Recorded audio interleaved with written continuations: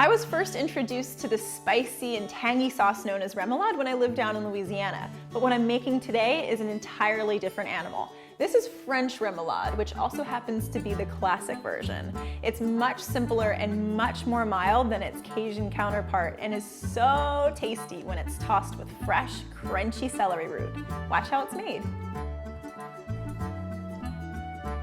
In a large mixing bowl, add a cup of mayonnaise, a few tablespoons of Dijon mustard, some freshly squeezed lemon juice, a splash of white wine vinegar, salt, pepper, and heavy cream, and then whisk all that together until it's smooth and set it aside. Next up, the celery root. Use a knife rather than a peeler to remove all of the gnarly, tough skins. And next, you can either opt to grate it on a box grater, but I like to use a mandolin with a julienne attachment to make long, thin matchsticks. You can also julienne by hand with a knife. Next, mince up a bunch of fresh chives and then do the same thing to a bunch of fresh flat leaf parsley.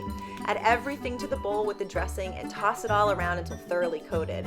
Let it hang out in the fridge for about a half an hour to let the flavors melt, and it's ready to serve. The celery root remoulade is like coleslaw's fancier French cousin that everybody wants to be friends with, or eat. If you've never had celery root before, which also goes by the name of celeriac, it has a flavor really similar to that of celery, which makes sense because it's the root of the celery plant, but it's not as watery. It's also great cooked, but I really like to have it this way. It's so fresh and so crunchy. Give this dish a try and you'll never go back to eating plain old coleslaw again.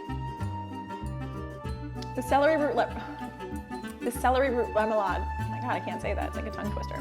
The celery root remoulade. The celery root remoulade.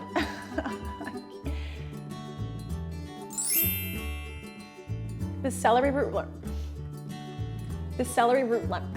my God.